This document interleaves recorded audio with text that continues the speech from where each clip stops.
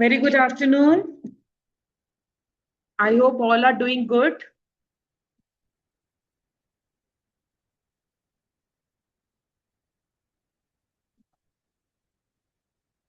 Am I audible to all? Vibhor, Simran, good afternoon, Manveer. Yes, it's a Friday, right? First week of December is going. So you can now count your days. How many days are with you available, right?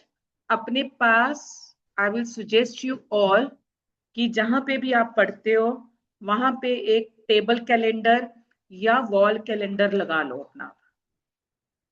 Don't depend upon phone all the time. जो भी seat है घर में, आपके PG के room में, जहां पे भी आपके पास कैलेंडर है, मतलब कॉर्नर है, आपका स्टडी कॉर्नर है, प्लीज एक वहां पे for the month of December and January put up the dates, मतलब वो कैलेंडर लगाओ. एंड जो दिन निकल गया, keep on putting a cross on that day and just keep in mind कि अब आपके पास एक्चुअल में इफेक्टिव डेज कितने रहते हैं, not the all working days.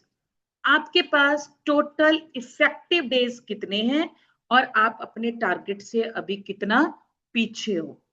Okay तो आज जाके सबने ऑनलाइन एंड ऑफलाइन बच्चों ने जहां पे भी आप पढ़ते हो, जहां पर भी आपकी सीए की बुक्स पढ़ी हैं, जो भी आपका स्टडी कॉर्नर है, वहां पे जाके for the month of December and January का कैलेंडर लगाना है.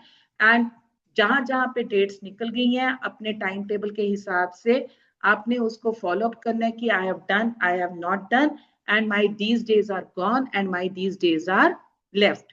Will that be done, online students? Yes, ma'am. Yes, ma'am. Okay. Will that be effective? आपको एक रिमाइंडर देने के लिए कि अब हमारे पास कितने दिन रह गए हैं सांस लेने के लिए, डॉक्टर ने हमें कितने दिन दिए हैं, ठीक है? तो दैट इज मस्ट. और जो बच्चे I was seeing in the group, any ma'am ने जो बोला था, जो बच्चे इतने सारे बोल रहे हैं कि मैम हम अपने आप को प्रिपेयर कर रहे हैं जनवरी अटेम्प्ट के लिए, तो this is a piece of suggestion. इससे पहले कि मैं अगला यूनिट स्टार्ट करूं, कि पहले अपने साथ ऑनेस्टी के साथ बैठ के do some kind of introspection. इस टाइम के ऊपर आपको क्या चाहिए, एक इंट्रोस्पेक्ट. किसी से नहीं पूछना आपने, आपका मन आपको अपने आप जवाब दे देगा. You are not going to ask anyone कि मैं क्या करूं क्या ना करूं. आपका जो माइंड है, they are the best guide for you. वो आपको आंसर दे देगा. Ask this thing from yourself. Call out your name in your mind. Rashmi, जनवरी में सीए फाउंडेशन का पेपर है, अकाउंट 100 नंबर का है, ये 100 नंबर का है, मैथ्स है, इकोनॉमिक्स है, इसमें इतना आता है, इसमें इतना आता है. रश्मि, क्या तेरे अंदर इतनी हिम्मत है, तुम जनवरी अटेम्प्ट में अपने आप को प्रिपेयर कर सकते हो? अपने मन से ये क्वेश्चन पूछो, अपना नाम बार बार रिकॉल करो कि रश्मि क्या तुम्हारे अंदर इतनी हिम्मत है? अगर आपका मन आवाज दे रहा है कि yes I should go, I am confident, I will make myself confident, I will put my best foot forward, then do appear. अगर जनवरी अटेम्प्ट में अपीयर होना है, आपने अपने लिए अपीयर होना है, ना कि पीयर प्रेशर में आके आपने अपीयर होना है कि हाय लोग क्या कहेंगे. लोगों का काम है कहना, तो उनको कहने दो.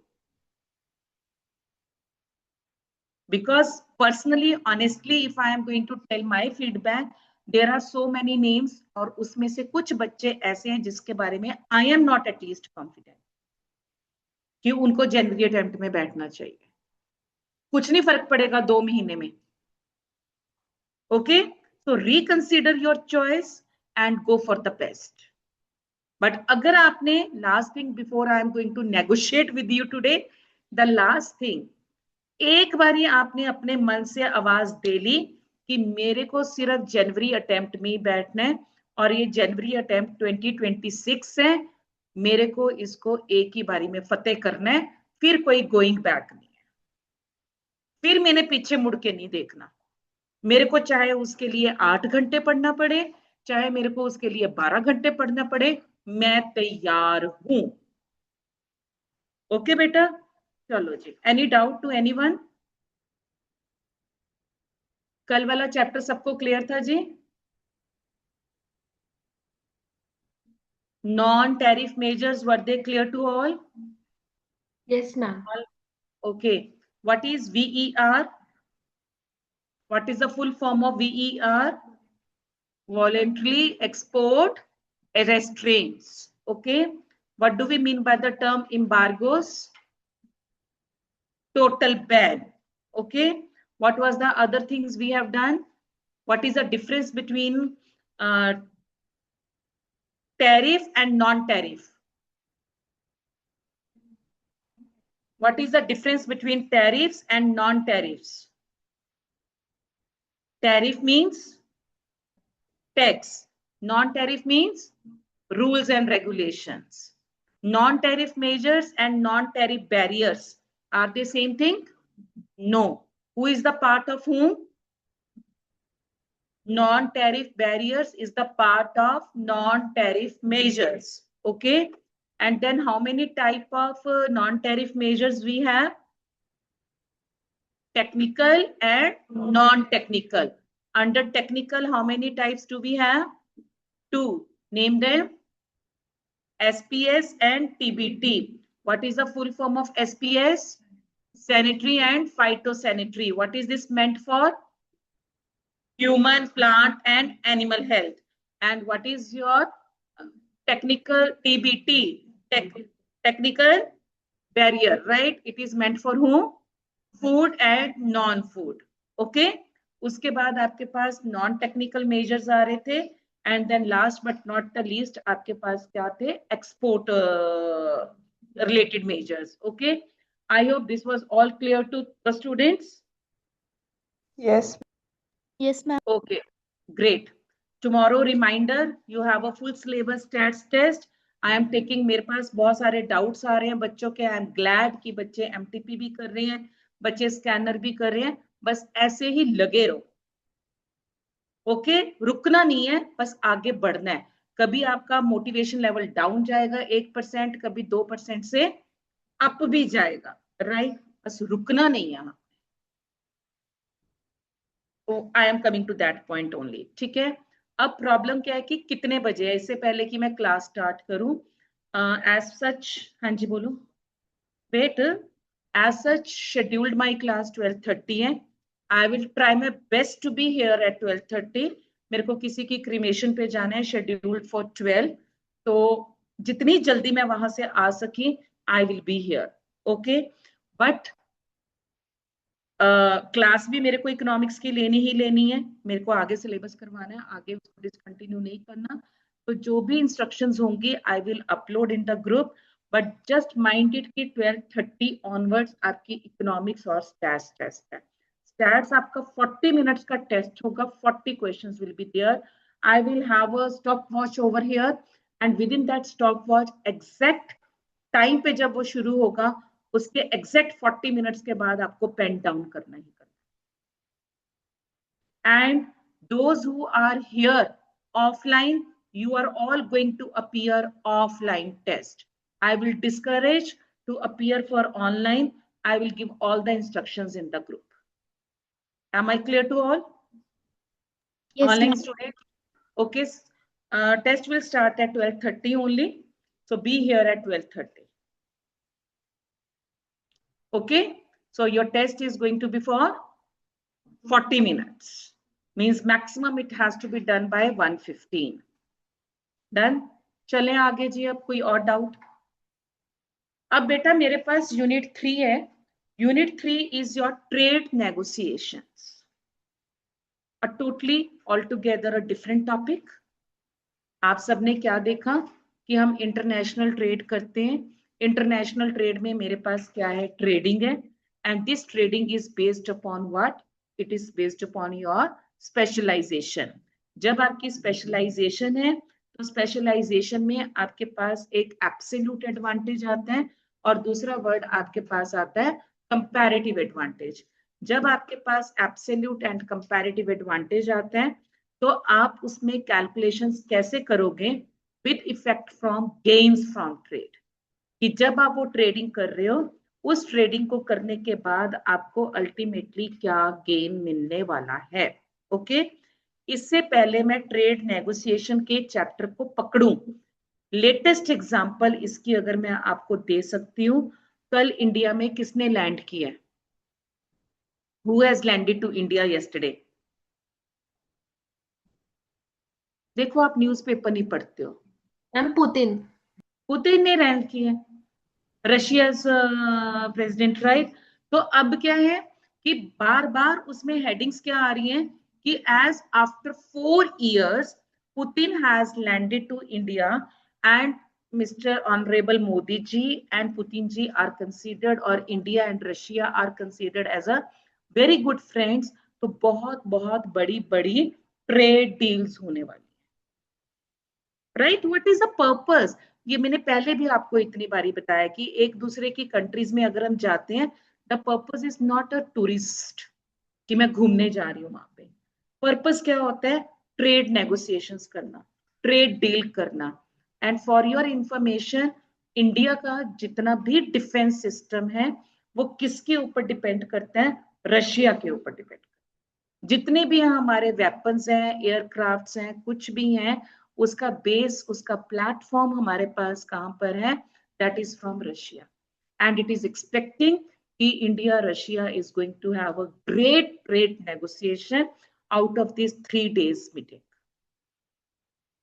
ओके, अब आपके पास इसका मतलब ट्रेड नेगोशिएशंस का मतलब क्लियर हो गया। ट्रेड नेगोशिएशंस क्या चीज है कि किस टर्म्स एंड कंडीशंस के ऊपर trade deal is going to get mature between 2 countries। 2 countries ने आपस में ट्रेड करना है। तो ऐसे तो नहीं ना कि जो आप मेरे से मांग रहे हो या जो मैं आपको दे रही हूँ, it is all going to happen like that. No, some negotiation has to be done, some terms and conditions are to be get matured। okay, तो वो चीज है, और ये चीज एक्सप्लॉयटेशन भी नहीं होनी है। तो इस चैप्टर में लेट मी टेल यू कि दिस इज टोटल रट्टा चैप्टर। ये ट्रेड नेगोशिएशन वाला मतलब इसमें आपको रट्टा मारना पड़ेगा एज इट इज, जो उसके रूल्स एंड रेगुलेशंस हैं, एज इट इज जो आपकी फॉर्मेशंस हैं, आपकी ऑर्गेनाइजेशंस हैं, उनको आपको with purpose you have to keep in mind like. Okay, देखो इंटरनेशनल ट्रेड ट्रेड ऑर्गेनाइजेशन, आपके पास 3 मेन ऑर्गेनाइजेशंस हैं यहाँ पे, RTA, GATT and WTO. RTA क्या है? Regional trade association. गैट क्या है? General agreement on trade and tariff. WTO क्या है? World trade organization. तो ट्रेड नेगोशिएशन में आपके पास कितने आ रहे हैं? There are going to be 3 RTAs, GATT and WTO। The recent years, पहला एक टाइम होता था कि मेरे पास जो ट्रेड होता था ना, it is going to be a bilateral, but अब बायलेटरल नहीं है, अब आपके पास क्या है? मल्टीलेटरल है। और वो भी देखो वर्ड उन्होंने क्या लिखा है? इंटेंस। इंटेंस का मतलब क्या होता है? डीप, कॉम्प्लिकेटेड, कि बहुत ज्यादा आपस में हम एक दूसरे के ऊपर डिपेंडेंसी हो रही है। India has already become a part of 19 such concluding agreements and is currently negotiating more than 2 dozens of such proposals। हम किस, थैंक यू बच्चे, हम किस किस के साथ क्या क्या डील कर रहे हैं, क्या क्या नेगोशिएशंस कर रहे हैं। आपने देखा कि सबसे ज्यादा पेपर में क्या आता है कि मोदी जी टूरिज्म उसमें रहते हैं, टूर पे रहते हैं एंड ऑल दीज थिंग्स। ऐसी ऐसी कंट्रीज में जाके मोदी जी जाके आए हैं और वहां पे जाके उन्होंने अपनी क्या की है? ट्रेड डील्स की है। सो 19 सच हमारे पास कंक्लूड हो चुके हैं एंड मोर देन आपके पास 2 डजन प्रपोजल जो है they are is under negotiation. Britain exit from, Brexit था आपके पास पहले एक ऑर्गेनाइजेशन, उसमें से ब्रिटेन जो था वो एग्जिट हो गया और यूरोपियन यूनियन से। यूरोपियन यूनियन क्या होता है? EU। ये आपका हिस्ट्री में आप लोग ये चीजें पढ़ते थे, which is going to be there, which is a successor of NAFTA. Please underline, मैंने आपको पहले बोला है कि यहाँ पे कोई सीक्वेंस बनेगी और वो सीक्वेंस आपने एज इट इज लर्न करनी है। The successor of north American free trade agreement concluded किसके बीच में? Canada, Mexico, United states, Mexico, Canada agreement. और इस एग्रीमेंट का नाम क्या है? USMCA। यूएस क्या हो गया? United states, M is for Mexico, C is for Canada, A is for Australia, A is for agreement. It is not Australia, it is what? It is agreement. Sometimes to be on a new trend, या examiner council आपको question क्या पूछ सकती है? USMCA stands for what? और countries का नाम दे सकती है and you can get mess up in all that. तो US United states, M Mexico, C Canada, A is not for a country, A is for agreement. And many other unpredictable developments in the trade front due to trade war किसके बीच में चल रही है? US and China. We have seen that, okay? हमारे पास global pandemic आया था, तो उसकी वजह से आपकी जितनी भी टर्म्स एंड कंडीशंस हैं, नेगोशिएशंस हैं, ग्रुप फॉर्मेशन है, वो सारा चेंज हो गया। 2 साल पहले इंडिया ने कौन से ग्रुप की होस्टिंग की थी? G20 की थी, right? National governments, underline, are not the sole stakeholders in the trade negotiations. National governments मतलब अगर आपको हो कि जो गवर्नमेंट्स हैं उन्हीं का ही सिर्फ स्टेक होल्डर्स क्या होता है? शेयर, कि वो क्या अकेले हैं? नो, मेरे पास क्या है? बहुत सारे बीच में ग्रुप्स हैं, और वो ग्रुप्स आपके गवर्नमेंट के भी हो सकते हैं और वो नॉन गवर्नमेंट ऑर्गेनाइजेशंस भी हो सकती हैं। As anyone can guess, the position taken place by each of negotiating party would represent their underlying agenda of interest. जैसे कि one of the parties seems to be bargaining for market access through the reduction in tariffs, and the others may be clamoring on the issue of possible grant protection to the domestic industry. कि जब मैं trade negotiation कर रही हूं तो एक country किसके लिए फाइट कर रही है? टैरिफ्स के लिए फाइट कर रही है, but at the same time दूसरी जो पार्टी है वो कौन से इश्यूज को उठा रही है कि मैं अपनी डोमेस्टिक इंडस्ट्रीज को मैंने कौन सा इंटरेस्ट दिमाग में रखना है? That is the protection. चलो जी, अब आपके पास आ गया taxonomy of the regional trade agreement. Taxonomy क्या होती है? आपकी स्ट्रेटजी, आपकी प्लानिंग, आपकी policy. Underline, RTA, regional trade agreements, are the grouping of the countries, not necessarily कि वो same geographical areas हैं, but which are formed with the objective of reducing barriers. Underline, circle. I will suggest you कि आप अपनी book में ही markers बनाओ, अपनी book में ही पॉइंटर्स बनाओ, क्योंकि जब आप अपनी बुक में ही पॉइंटर्स बनाओगे तो आपको वो हाईलाइट होगा। Don't try to make another thing. जो बुक है उसी को ही नोटबुक बनाओ, उसी को ही सब कुछ बनाओ, राइट? तो आपके पास ऑब्जेक्टिव क्या है? रिड्यूसिंग क्या चीज? Barriers, right? किसके बीच में? Between member countries. जो इस ग्रुप के मेंबर्स हैं उनके बीच के बैरियर्स को मैंने क्या करना है? रिड्यूस करना है। It is the treaty between 2 और मोर गवर्नमेंट्स। कितनों के बीच में? 2 or more governments that define the rules of trade for all signatories. Signatories मतलब जिन्होंने उस एग्रीमेंट को साइन किया है। प्लीज अंडर सर्कल कि 2021 में मेरे पास 339 RTAs थे। कितने थे? 339। ये बहुत कम क्वेश्चन आते हैं, जो क्वेश्चन आता है अब वो टाइप्स ऑफ RTA में से होता है। टाइप्स ऑफ RTA, सबसे पहला आ गया unilateral, bilateral, preferential, trading block, custom union, common market and economic and monetary. इसमें से सबसे ज्यादा इंपॉर्टेंट जो एग्जामिनेशन पॉइंट ऑफ व्यू से है, it is a trading block. Okay, but one by one we are going to study.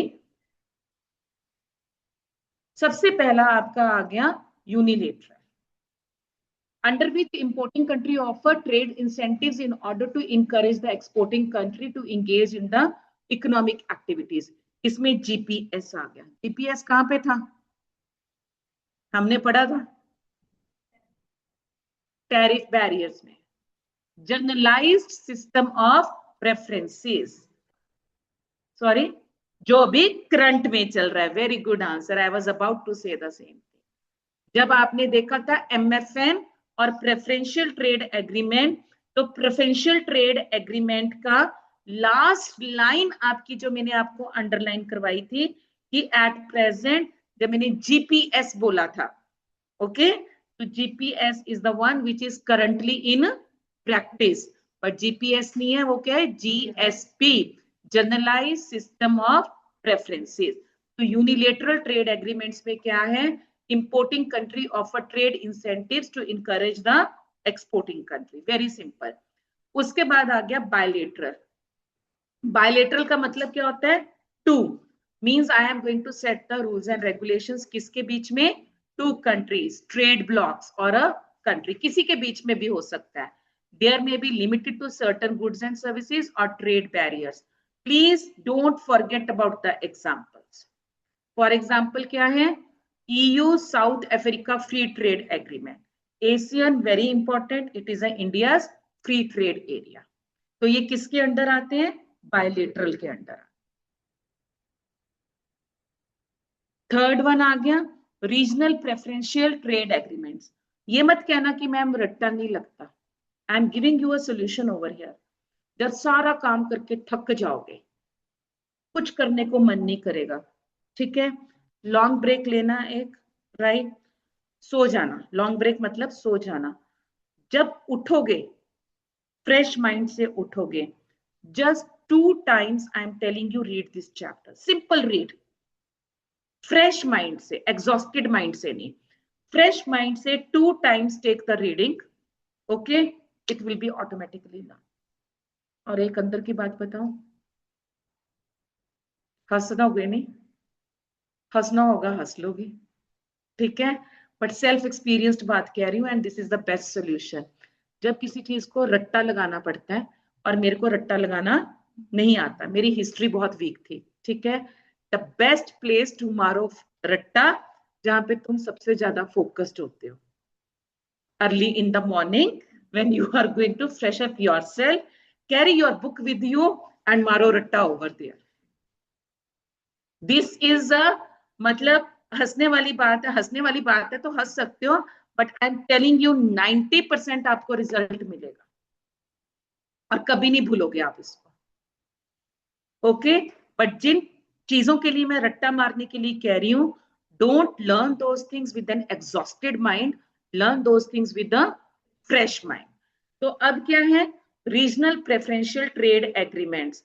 Online वाला कोई हंसा नहीं मेरी बात सुन के, है ऑनलाइन, किसी ने Yes, थम्स ma'am. अप भी नहीं कहा,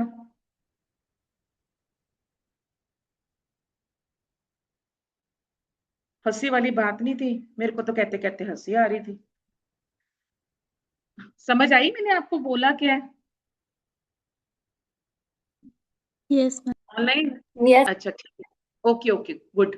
regional preferential trade agreements among the group of countries reduce trade barriers on the reciprocal and preferential basis for only the members of the group। आपको याद है ना, एमएफएन किसको फेवर करता है, किसको फेवर करते हैं, डब्ल्यूटीओ को मेंबर्स को, ठीक है ना। और डब्ल्यूटीओ के मेंबर्स को फेवर करने के साथ अगर आपके पास प्रेफरेंशियल ट्रेड एग्रीमेंट है तो उसको भी प्रेफरेंस दी जा रही है, यहाँ पे भी वही चीज आ गया। बट अगर आपको याद हो, वहां पे हमने एक वर्ड बोला था, और वो वर्ड यहाँ पे भी है, कौन सा word, very good answer, reciprocal. आप किसी से प्रेफरेंस ले रहे हो, आप किसी को फेवर दे रहे हो, तो आपको भी तो कुछ मिलना चाहिए ना उसके बदले में। तो जो भी प्रेफरेंशियल ट्रेड एग्रीमेंट्स होते हैं, what are they in nature, they are reciprocal in nature, they are give and take, global system of trade preferences among developing countries। 45 minutes you are late।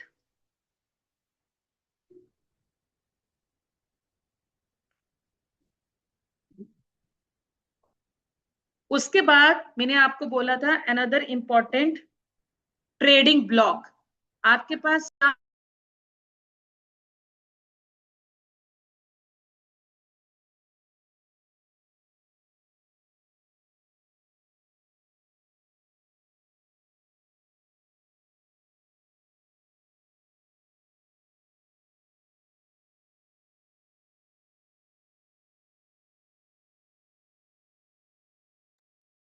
आपके पास क्या है, मैंने सबसे पहले बोला था कि it is an important trading block. आप देखते हो ना, अगर मैं इंडिया की एग्जांपल दूं, सेंट्रल गवर्नमेंट है, सेंट्रल गवर्नमेंट से स्टेट गवर्नमेंट है, स्टेट से डिस्ट्रिक्ट है, डिस्ट्रिक्ट से पंचायत है, पंचायत से बाद क्या होता है, ब्लॉक सिस्टम आ जाता है आपका। तो ब्लॉक्स क्या होते हैं, एक तरीके के ग्रुपिज्म बनी हुई होती है आपकी, राइट। तो ट्रेडिंग ब्लॉक क्या है, have a free trade agreement between themselves and may apply a common external tariff to other countries। मतलब एक ग्रुप ऑफ कंट्रीज हैं जो आपस में एफटीए कर रहे हैं, ओके। बट अगर आप उस ग्रुप के अलावा किसी और कंट्री के साथ ट्रेड कर रहे हो तो आप उसके ऊपर टैरिफ लगाओगे, ठीक है। एग्जाम्पल क्या है, अरब लीग और European free trade association, EFTA, European free trade association. Next आ गया जी आपके पास free trade area. Free trade area आपसे क्या कह रहा है, a group of countries that eliminate all tariff and quota barriers. Free है ना, फ्री का मतलब मैंने जितने भी बैरियर्स थे, जितने भी कोटास थे, उनको सबको हटा दिया। पर्पस क्या होगा, अगर मैं बैरियर हटा रही हूँ मतलब मैं उनको इंकरेजमेंट कर रही हूँ, मैं उनको प्रमोशन दे रही हूँ। So with an objective of increasing exchange of goods with each. So they are tariff free. Member states maintain their own distinct external tariff with respect to import from the rest of the world. Right? Otherwise कोई tariff नहीं है, but जब mutually आपस में कर रहे हैं तो कुछ ना कुछ वो ड्यूटी वहां पर लगा रहे हैं एक दूसरे के लिए। In other words, the members retain independence in determining their tariffs with the non members. अगर आप उस ग्रुप के मेंबर्स नहीं हो तो दो दूसरी कंट्रीज जो ट्रेड कर रहे हैं उन्होंने किसी को पूछना नहीं है, किसी के साथ अकाउंटेबल नहीं है, वो अपने आप में फ्री हैं to fix up their own trade policy, to fix up their own tariffs.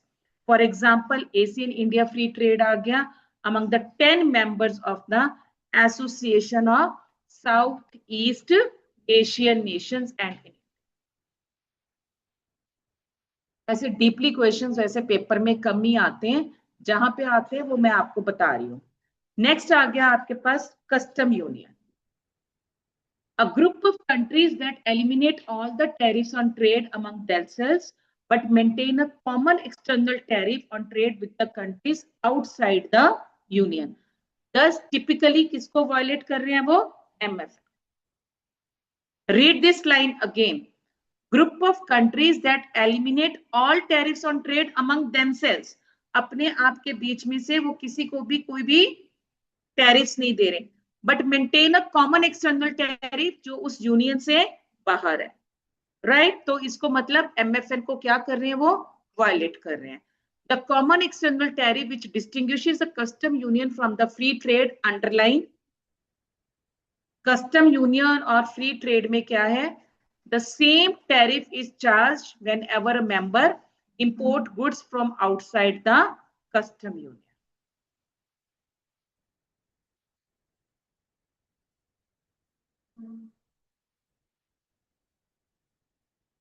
जो आपकी यूनियन बनी हुई है, यूनियन मतलब एक ग्रुप बना हुआ है, ठीक है ना। जब आप उससे बाहर करते हो तो आपको सेम टैरिफ, उस ग्रुप से बाहर आप इंपोर्ट करते हो तो you are going to have the same tariff. Example, EU is a custom union. European Union कौन सा है, this question has to be learn. EU क्या चीज है, कस्टम यूनियन है, और इसके पास कितने मेंबर्स हैं, 27 from a single territory for custom purposes. EU is an example of custom unions. Next आपके पास आ गया common market. A common market deepens a custom union by providing for free flow of output and factors of production. अभी तक हमने क्या बोला था? ट्रेडिंग हो रही थी किसकी? गुड्स की. तो common market is the first one who is going to have a flow of output के साथ साथ फैक्टर्स ऑफ प्रोडक्शन भी. By eliminating क्या? Internal tariffs on goods and by creating a common set of external tariffs. और इसकी सबसे बड़ी example क्या है? EU and ASEAN. What is the full form of ASEAN?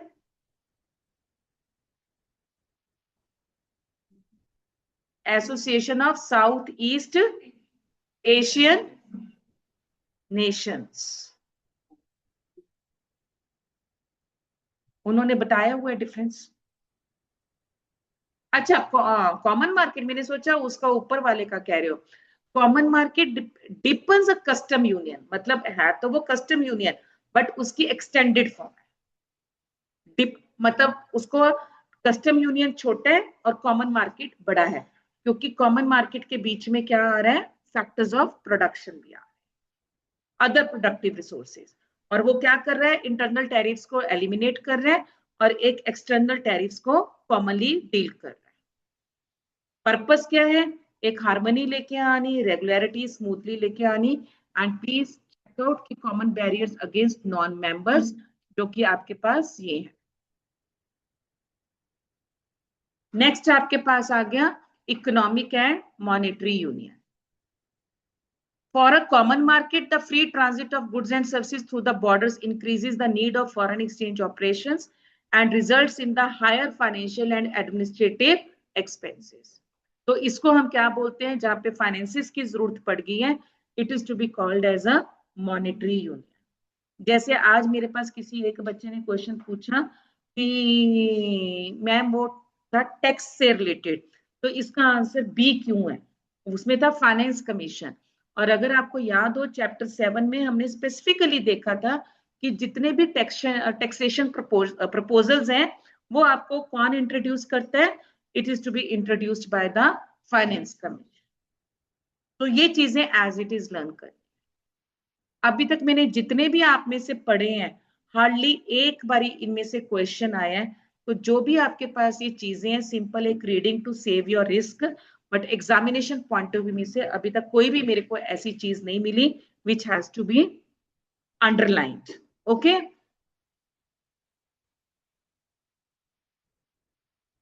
Economic and monetary union में आपको पर्पस क्या है? कि सिंगल करेंसी में, ताकि आपका ट्रांजैक्शन सिस्टम ठीक हो जाए.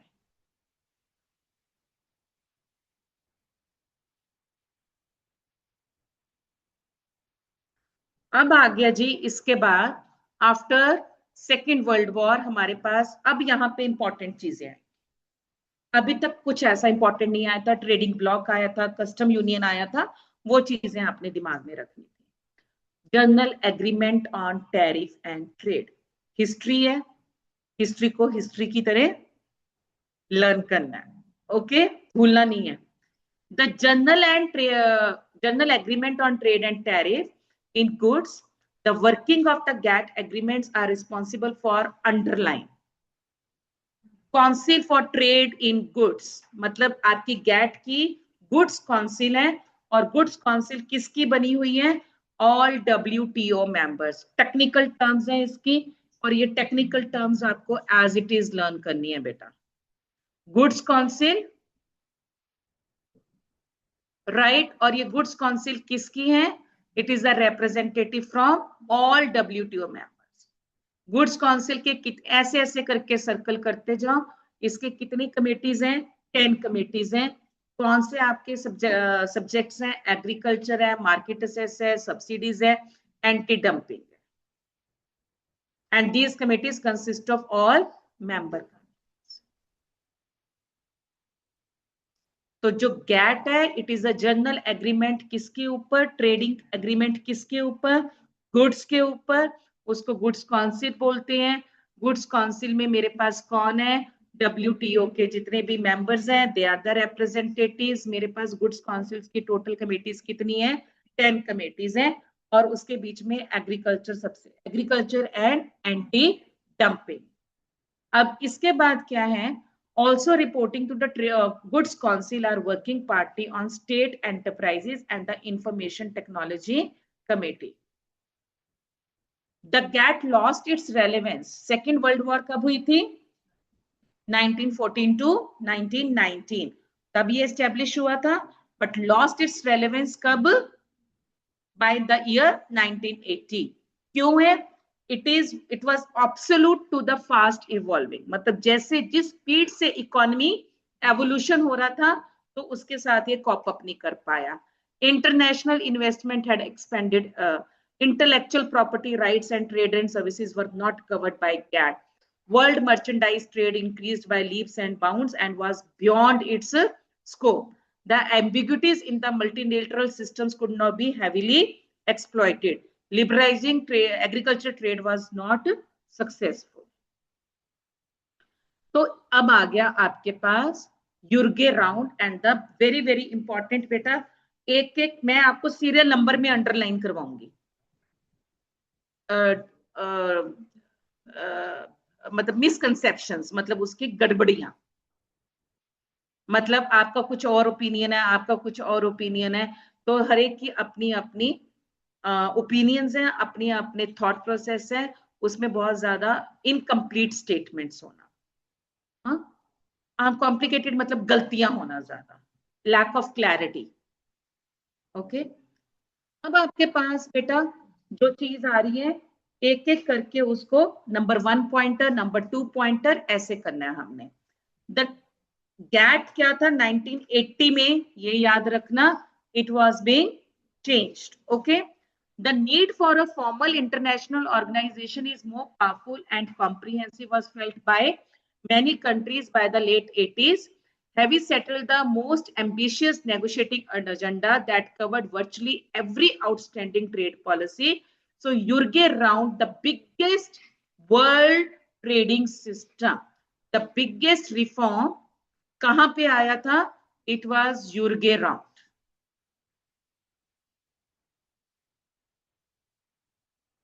कितनी members established हुए थे? 15 groups to work on limiting restrictions in the area of tariffs, non-tariff, tropical products, natural products, and all these countervailing duties, inter-properties, and everything, right? Dealing with GATT itself. So GATT system, dispute settlement procedure, and implementation of non-trade barriers of the Tokyo round, especially on anti-dumping. 2 rounds first paragraph में आए. आपको gate को replace करने के लिए सबसे बड़ा reform जो ट्रेड रिफॉर्म आया, दैट वाज अ यूर्गे राउंड, और वो कब हुआ था? लेट 1980s में हुआ था. इसमें 15 मेंबर्स थे, 15 ग्रुप्स थे जिन्होंने डिफरेंट डिफरेंट फील्ड्स के ऊपर काम किया. बट जो एंटी डंपिंग का राउंड था, Tokyo round, that was the most important execution. Okay, the round started, मैंने आपसे पहले बोला ये हिस्ट्री है. अब राउंड स्टार्टेड इन, ये एरिया का नाम है Punta del Este in Uruguay in September 1986 and was कब कंप्लीट हुआ था? 1990. अंडरलाइन, सितंबर 1986 में शुरू हुआ था और दिसंबर 1990 में. सबसे ज्यादा controversial topic during this discussion underlined was agriculture. Most complicated, most contradictory आपके पास क्या था? Agriculture, जिसके ऊपर कोई भी conclusion नहीं हुआ. In December 1993, Yrge Round, the 8th and the most ambitious and the largest ever round of multi-trade trade negotiation in which 123 countries participated. Different rounds थे. सबसे पहला राउंड 1980 में हुआ था, उसमें कितने मेंबर्स थे? 15 मेंबर्स थे. The most revolutionary round of Yrge Round was the 8th round, जिसमें मेरे पास कितनी कंट्रीज है, कितने आपके पास मेंबर्स आए? 123 countries. Was completed after 7 years of elaborate negotiation. मतलब जो आपका 8th राउंड ऑफ यूर्गे राउंड था, वो 7 years ऑफ नेगोशिएशन चला। उसके बाद 123 कंट्रीज उसमें पार्टिसिपेट करके उसमें मल्टी ट्रेड नेगोशिएशंस जो थी वो एस्टेब्लिश हुई। द मोस्ट इंपॉर्टेंट थिंग, इसको सर्कल कर लो, 8th राउंड था, 123 कंट्रीज थी, 7 years की नेगोशिएशन हुई थी, और कब हुआ था? 1993 में।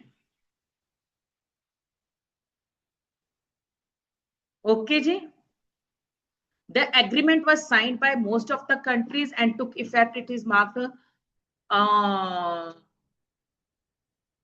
हाँ जी, लास्ट लाइन 1995 में, लास्ट लाइन 80s में गैट एस्टेब्लिश हुआ, बट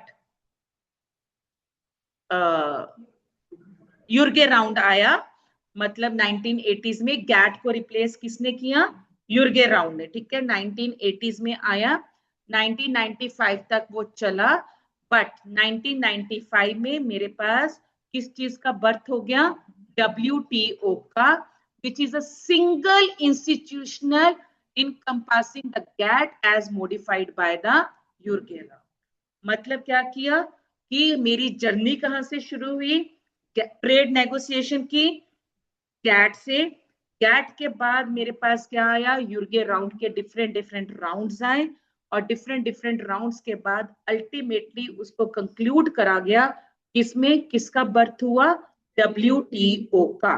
बट यूरगे राउंड का 8th round was the most important, जिसको हमने एक फाइनल टच किया, और उसके बाद 123 कंट्रीज को उसने फॉर द 7 years हमारी उसके ऊपर नेगोशिएशन चली थी।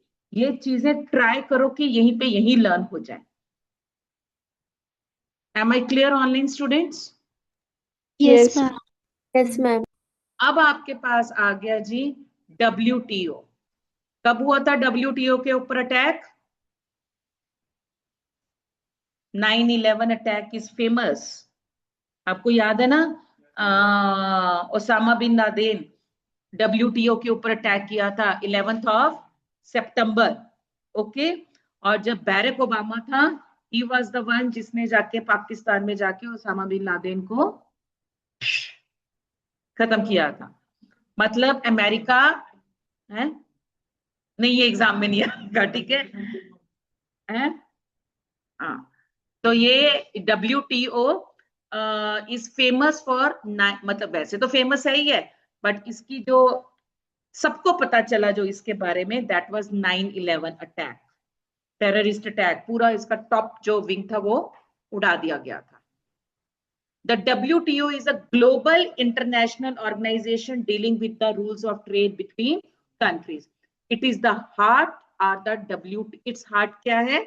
WTO agreements negotiated and signed by bulk of the countries. The goal क्या है? कि पूरी unbiased, right, free, smooth, predictable आपके पास ट्रेड हो, किसी को भी किसी भी तरीके की प्रॉब्लम ना हो। यहाँ पे देखो अनबाइस्ड के लिए उन्होंने वर्ड क्या यूज किया है? Fair. I am not going to have a discriminatory in nature. तो what is the purpose for establishing WTO? कि मेरे पास एक फ्री प्ले हो, मेरे पास एक स्मूथ और प्रिडिक्टेबल ट्रांजैक्शन हो of the goods between different countries. Please be clear about the objective, 6 objectives. पहले तो यही नंबर सर्कल कर लो कि मेरे पास टोटल कितने ऑब्जेक्टिव्स हैं? मेरे पास 6 ऑब्जेक्टिव्स हैं। कौन कौन से? To set and enforce the rules for international trade. Set ही नहीं करने, इन्फोर्स भी कर, उसको चलाना भी है। रूल्स बनाने नहीं है, टाइम टेबल को बनाना नहीं है, उसको एग्जीक्यूट भी करना है, ठीक है? That is the most important thing. To provide a forum for negotiating and monitoring further trade liberalization, to resolve any kind of trade dispute, transparency को increase करना है, cooperate करना है with each other, and global trade system से GTS से हमने एक दूसरे की हेल्प करनी है, ना कि हमने एक दूसरे के लिए पॉलिटिकल या इकोनॉमिक बैरियर्स करने। Right, overall they are going to have a facilitate your global trade system. The objective of WTO agreements are acknowledged in the preamble of agreement creating the WTO increased raising standards of living, ensure full employment and large steady volume of real income and effective demand. किस किस चीज का है बेटा? Real income, effective demand, expanding of the production of trade in goods and service. Preamble क्या होता है? जो उसका संविधान, जो उसका रूल्स है। तो we are not going to have the trading only, rather we are going to improve the quality also of that trading, raising the standard of living, full utilization of resources, full employment, आपकी purchasing power, आपकी real income को भी increase करना और साथ साथ में effective demand को भी इंक्रीज करना।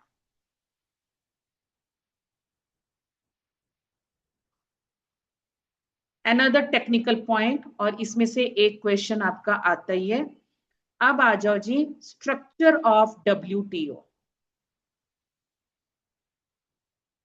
As it is you have to learn. क्या कह रहा है वो? सबसे पहले WTO activities are supported by, इसमें जैसे आपके पास होता है ना पार्लियामेंट में Lok Sabha, Rajya Sabha, security secretary councils and all that, executive members, ऐसी यहाँ की बात है। इसकी वर्किंग है, इसका प्रेम्बल में कौन चीफ है, कितनी बारी मिलना ही मिलना है। तो मतलब एक तरीके से ये स्ट्रक्चर में we are going to discuss about the constitution, इसके रूल्स एंड रेगुलेशंस, इसका कोड ऑफ कंडक्ट, किसका? WTO का। ठीक है, ट्राई टू लर्न नाउ। सबसे पहला क्या है? WTO activities are supported by the secretariat. कहां पे है? जिनेवा में। हेड कौन है? Director general. पहली लाइन लर्न कर लो जी। एक्टिविटीज कहां पे होती हैं? सेक्रेटेरिएट। कहां पे है इसका ऑफिस? जिनेवा में है। कौन इसका बॉस है? That is a director general. Clear है ये? First point Geneva, secretariat, director general. Second point आपका WTO क्या है? It is a 3 tier system of decision making.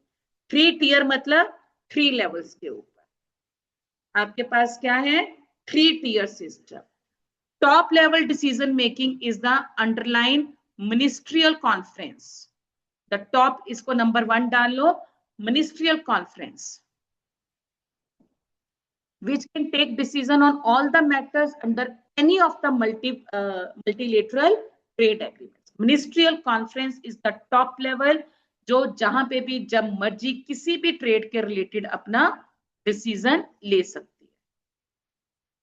Okay, अब इससे रिलेटेड जो मिनिस्ट्रियल कॉन्फ्रेंस है, they have to meet at least once every 2 years। Ministry conference ने क्या करना है? at least once every 2 years. Noted?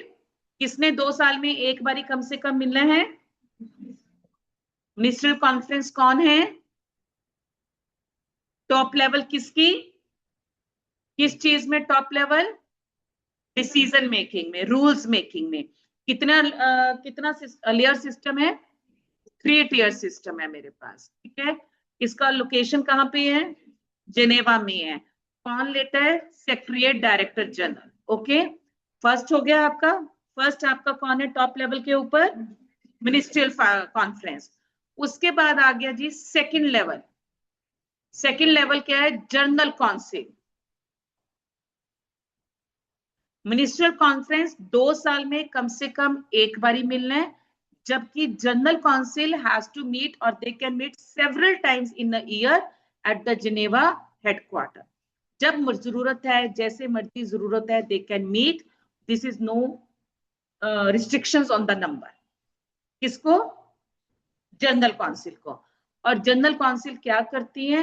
They meet as the trade policy review body and dispute settlement body.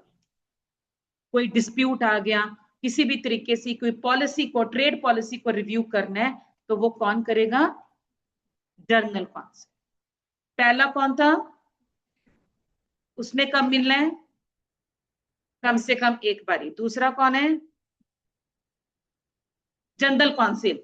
General council को कहां पे मिलना है? हेडक्वार्टर। हेडक्वार्टर कहां पर है? जिनेवा में। कब मिलना है? जब मर्जी time, many times they can meet as per the need, but उनके रिव्यू के एरियाज क्या हैं? Negotiation, deal and disputed area.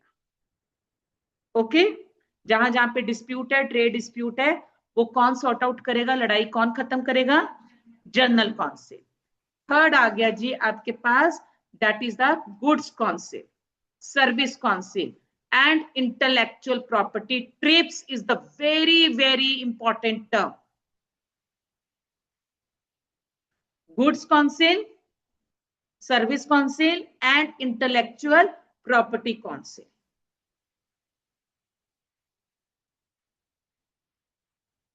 Right, very important. TRIPS की फुल फॉर्म क्या है? क्या होगा? Intellectual property council. कहां से आ गया? एस है वो, है? सॉरी, टीआर अलग है, उसका ऊपर वर्ड आ चुका है। आपके पास नेक्स्ट लेवल के ऊपर क्या है? गुड्स काउंसिल है, फिर सर्विस काउंसिल है and then intellectual property council है। और ये आपकी सारी काउंसिल्स किसको रिपोर्ट कर रही हैं? They are reporting to the general council. Goods council मतलब ये आगे काम करने वाले हैं। Goods council, service council and intellectual property council, third layer system, and they are going to report whom? They are going to report the general council. These councils are responsible for overseeing the implementation of WTO agreements in respect of their specialization. मतलब जो हमने rules बनाए हैं उसको implement करने की responsibility किसकी है? अगर ये रूल्स हैं आपके टैरिफ के रिलेटेड, गुड्स टैरिफ के रिलेटेड, तो वो गुड्स काउंसिल करेगी। अगर वो सर्विस से रिलेटेड है तो वो सर्विस काउंसिल करेगी।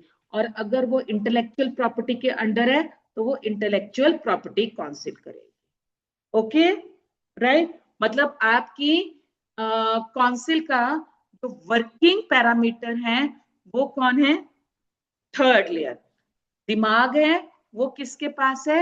जनरल काउंसिल के पास है। राजा कौन है? Ministerial conference. कि जब कोई चीज बियॉन्ड हो जाती है, कोई क्राइसिस हो जाते हैं, आपके पास कोई वॉर टाइप सिचुएशन हो जाती है, तब कौन आएगा पिक्चर में? Ministerial conference.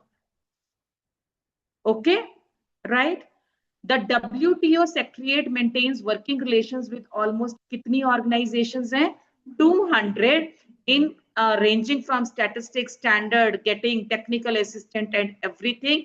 बहुत सारी मेरे पास ऐसे associations हैं। ये पैराग्राफ क्लियर हो गया? Important paragraph online, is that clear? Yes, ma'am. Yes, ma'am. Yes, ma'am. Learn हो गया?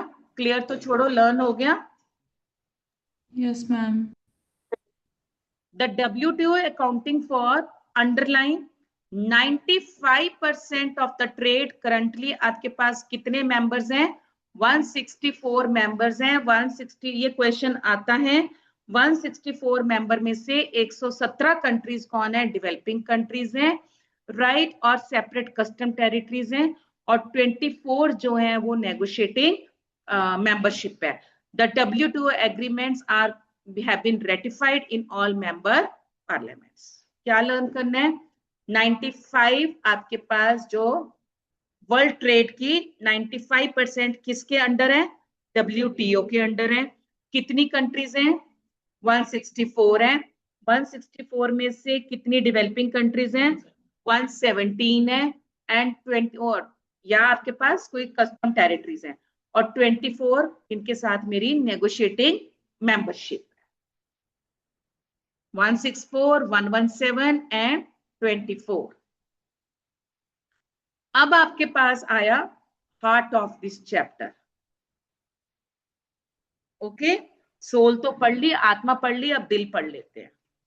The guiding principles of WTO argument. मैंने पहले बोला था आपसे कल कि MFN बहुत इंपॉर्टेंट है, और आप ये देख लो सबसे पहला पॉइंट क्या आ गया? MFN। क्योंकि MFN है ही क्या? कौन से नेशंस फेवर्ड हैं? The ones who are the members of WTO, right. तो उसके बारे में तो पढ़ना ही पढ़ना है मेरे को। तो आपके पास क्या है, ट्रेड विदाउट डिस्क्रिमिनेशन, MFN क्या कह रहा है जी वो, ट्रीटिंग अदर पीपल्स इक्वली, कोई पार्शियलिटी नहीं है.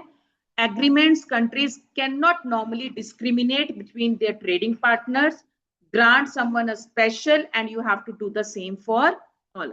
मतलब इसमें क्या है, unbiased है, fair deal है. Okay, the principle is known as most favored nation treatment. It is so important, ध्यान से सुनना.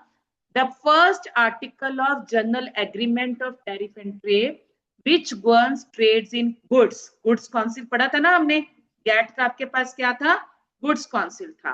तो MFN is a priority in General Agreement of Trades in Services, Article 2. और अब आपके पास आ गया ट्रिप्स की full form, trade related aspects of intellectual property rights. Let me give you a briefing. आपके पास MFN के फर्स्ट आर्टिकल में क्या है, गुड्स काउंसिल है.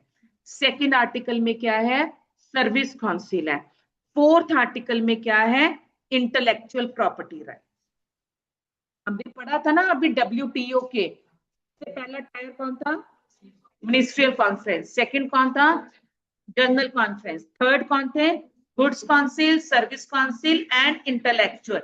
तो MFN के आर्टिकल नंबर 1 में क्या आ रहा है, गुड्स काउंसिल. आर्टिकल 2 में क्या आ रहा है, सर्विस काउंसिल. आर्टिकल 4 में आ रहा है ट्रेड रिलेटेड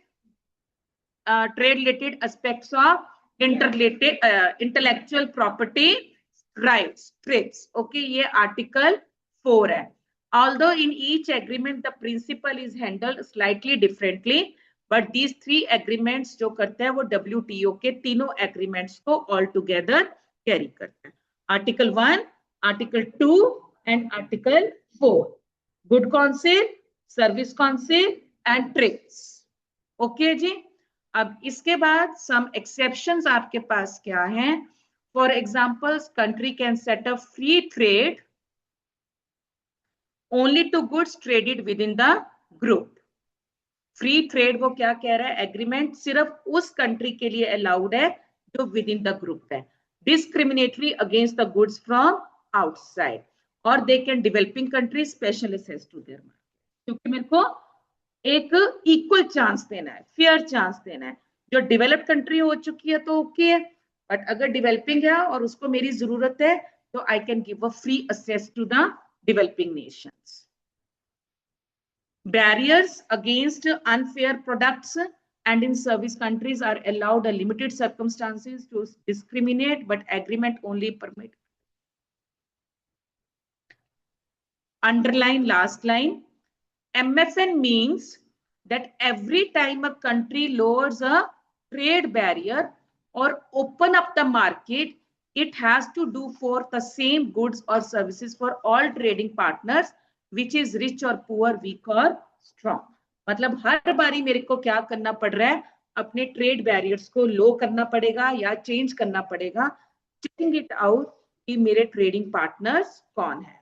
हाँ जी बेटा, मैंने सोचा कोई डाउट है. क्लियर है ये MFN? क्लियर है.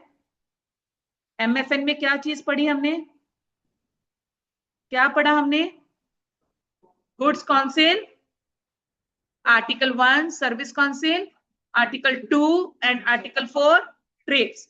और MFN का पर्पस क्या है, to have the unbiased, fair, smooth functioning of our trade among all its members. Next आपके पास आ गया जी national treatment.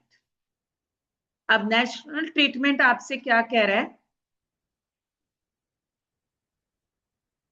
Treating foreigners and equals equally. मतलब नेशनल मतलब हम सब एक है, हम सब बराबर है. ठीक है, तो we are not going to discriminate कि वो फॉरेन है या वो लोकल प्रोडक्ट है, at least after the foreign goods have entered to the market. So we are giving a equal treatment. National treatment, giving the same treatment जो कि हम अपने घर वालों को देते हैं. अब Three named WTO arguments, Article 3, Article 17, and Article 3 of TRIPS. Once again, the principle is handled slightly different in this. कौन कौन सा Article 3 of GATT है, Article 7 है, and Article 3 GATT का मतलब क्या हुआ? Goods concept. ओके, Article 17 क्या हो गया? Service concept. और Article 3 क्या हो गया? Intellectual property. नेशनल ट्रीटमेंट अगर एक बार ही अप्लाई हो गया टू द गुड और टू द सर्विस और the intellectual property, the changes कस्ट term is not a violation of. नहीं, मतलब चार्जेस डिफरेंट, मतलब वो वायलेशन क्या है? Charging different custom duties on the imports is not a violation of national treatment even if locally produced products are not charged an equivalent tax.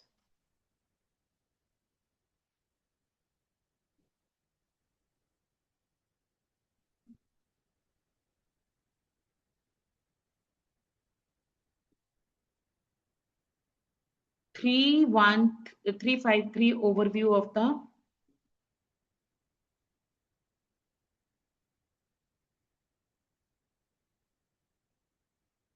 ये रहा, ये पढ़ना है 353 जो भी है. दोहा राउंड तो बहुत ही इंपॉर्टेंट है.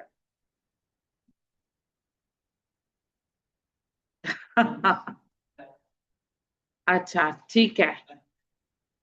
Free trade gradually through negotiation. Lowering trade barriers is one of the most obvious means of encouraging trade. Custom duty, bans and restrict quantities.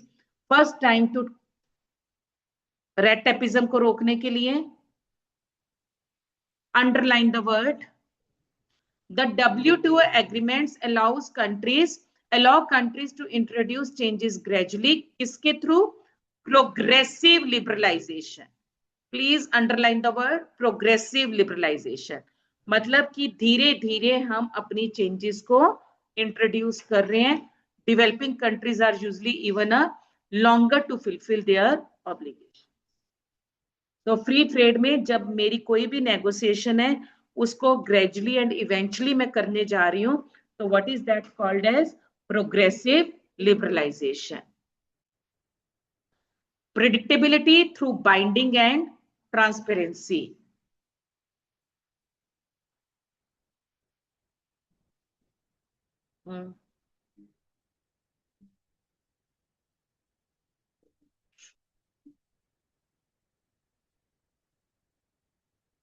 Red tape मैंने कल ही बताया था, too much dependence upon rules and regulations.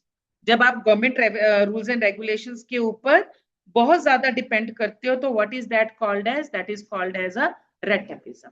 India में 1951 से लेके 1991 तक अगर कोई प्रॉब्लम मेजर रही है ना, that was of red tapism.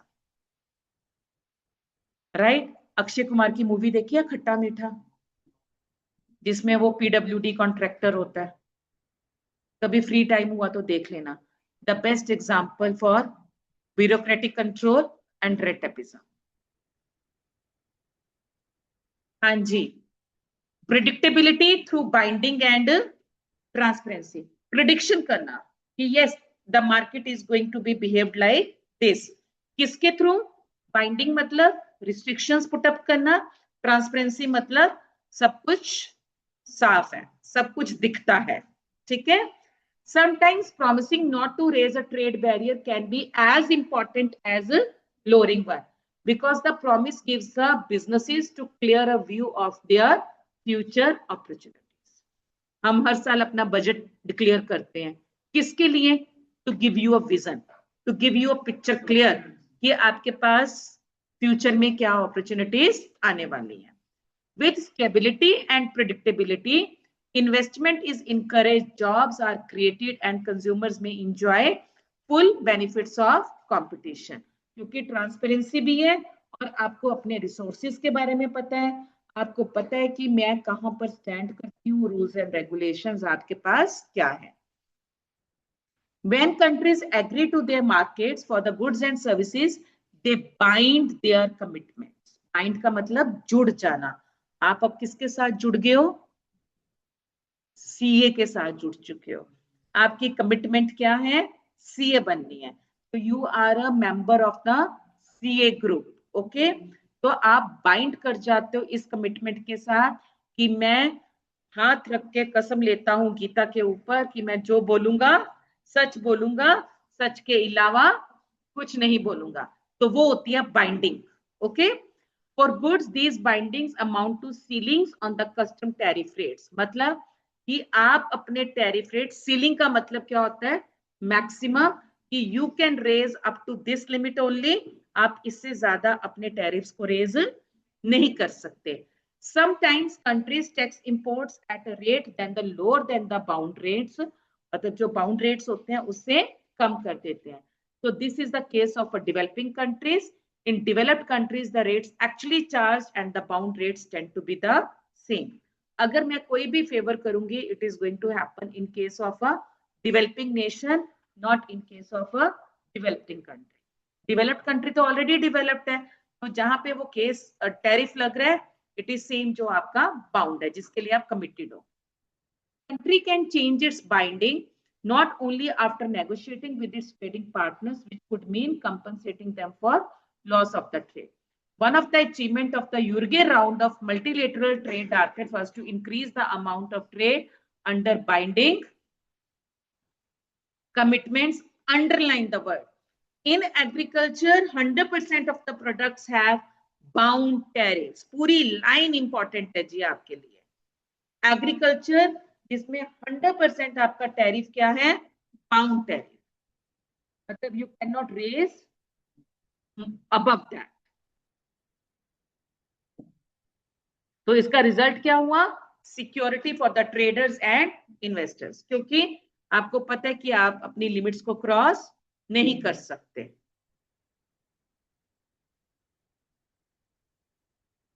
उसके बाद द सिस्टम आपका ये जो इंट्रोड्यूस किया गया है, this system has been introduce to ensure की प्रेडिक्टेबिलिटी ज्यादा हो, स्टेबिलिटी हो, बट एक चीज जो इस सिस्टम को डिस्करेज करती है, that is your quotas,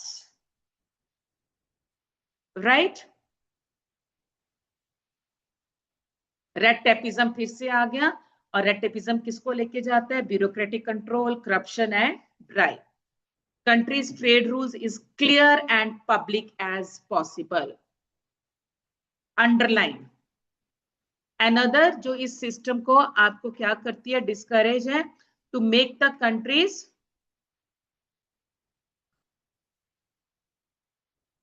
trade rules as clear and public as possible.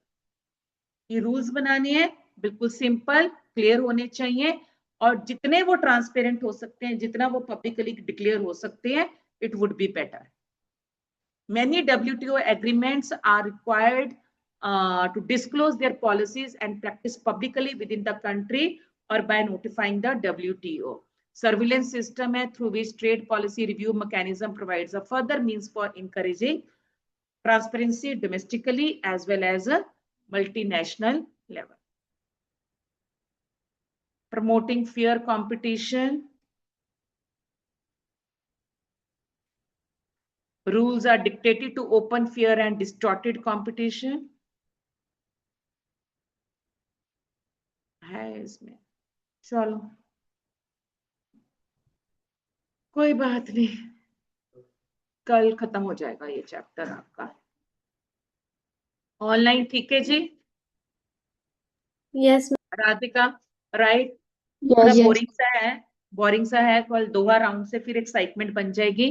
But इस चैप्टर के जो टेक अवेज है आज की, सबसे पहले आपके पास की आरटीए, गैट एंड डब्ल्यूटीओ, ये रेवोल्यूशन हुई है आपके।